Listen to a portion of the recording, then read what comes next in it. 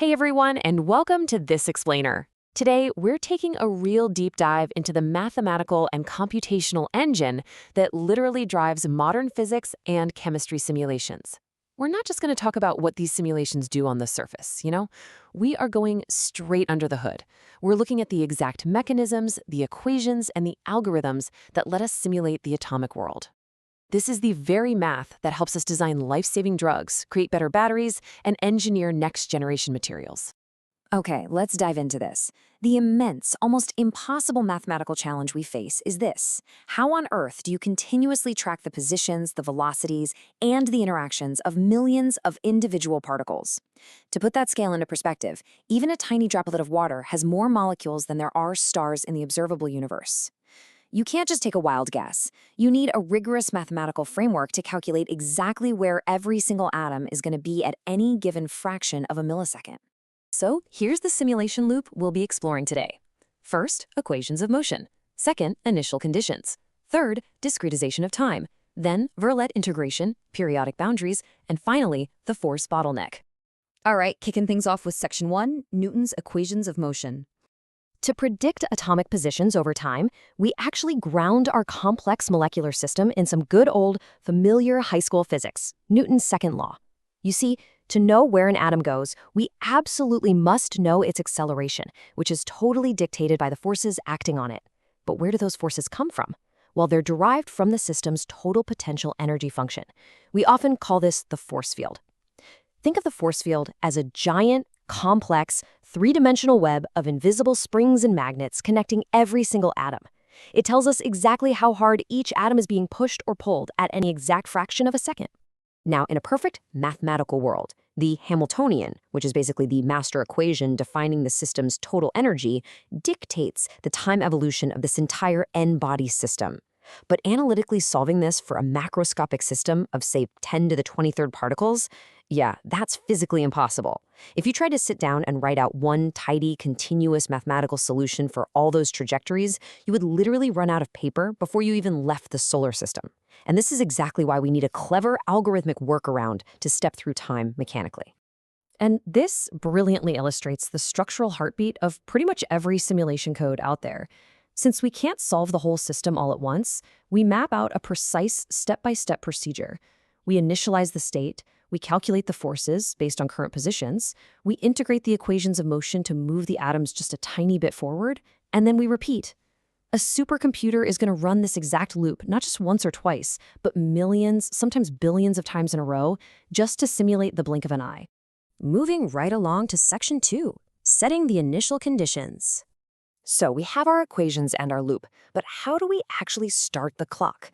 You obviously can't calculate a trajectory without a starting point, right? We've got to assign both starting positions and starting velocities. Now, if we just place atoms randomly, we risk atomic overlap. In the real world, atoms repel each other strongly. In a computer, overlapping atoms create infinite energy, and the software will basically just throw its hands up and crash immediately. So to fix this, we run an energy minimization to carefully adjust positions downhill first. Then, we assign starting velocities statistically. We draw them from a Maxwell-Boltzmann distribution that corresponds to our target temperature, making sure to correct them so the whole system has zero overall momentum. Next up, section 3, discretizing time in simulations. Once we've got our starting configuration, we need to guide the system into the flow of time. But here's the catch. Computers cannot handle a truly continuous reality. It's kind of like a stop-motion animation. We have to slice continuous time into discrete, tiny little frames. That's our delta t. Because atomic vibrations are incredibly fast, this delta t is typically on the order of a femtosecond. That's 10 to the negative 15 seconds. To put that mind-bending time frame into perspective, 1 femtosecond is to 1 second what 1 second is to 31.7 million years. Wow. So we calculate the forces at frame 1, move the atoms to frame 2, and so on, propagating the trajectory one single unimaginably short femtosecond at a time. All right, section 4, numerical integration and the Verlet scheme. When we look at the math underlying the famous Verlet algorithm, it's actually surprisingly elegant. We write out a Taylor expansion for a particle's position one time step forward and another for one time step backward. When you sum these two equations together, a little bit of mathematical magic happens. The velocity terms perfectly cancel out. You're left with a formula that cleanly isolates the new position based purely on the current position, the previous position, and the current force. So, the really crucial question here is why use the Verlet scheme over other integration methods? While a simple Euler integration drifts wildly off course, much like a car with a slightly misaligned steering wheel that eventually just veers completely off the highway. The Verlet algorithm, however, is time-reversible and area-preserving in phase space. In simple terms, this means it doesn't artificially add or lose energy over time. It keeps the system incredibly stable, conserving the system's pseudo-Hamiltonian. This leads to absolutely excellent energy conservation, even over incredibly long and complex simulation runs. Which brings us to Section 5, Periodic Boundary Conditions. We can move the atoms forward in time for sure, but what happens when an atom simply hits the edge of our simulated box? If you only have a few thousand atoms in a box, a huge fraction of them are going to be right next to a boundary. If they just bounce off a hard wall, you're simulating a confined water droplet floating in a vacuum, not a real bulk liquid like a glass of water. We need a trick. Think of the classic Pac-Man arcade game. When your character exits the right side of the screen, it instantly reappears on the left side. This is known as periodic boundary conditions, or PBC for short. The central simulation box is replicated infinitely in all directions. When an atom leaves through the right face, its identical image enters through the left. This magically erases those artificial surface effects and maintains a constant density. But to make the math computationally possible, we use something called the minimum image convention. This just means an atom doesn't calculate its interaction with every infinite clone of its neighbor across the entire universe. No, it only evaluates the single closest replicated image, keeping the math local and highly efficient. And finally, Section 6, the force evaluation bottleneck. Now we arrive at the climax of our simulation loop. Calculating the force between every single atom is intensely demanding. Think about the behavior of Leonard Jones' potential and force curves. They decay toward zero incredibly quickly as distance increases. Because dispersion interactions are short-range, meaning atoms don't really feel each other if they're too far apart, we apply spherical cutoffs. It's kind of like saying you only care about the gravity of the people in your immediate room, not someone standing a mile away. If two atoms are further apart than the cutoff distance, the computer simply assumes the force is zero.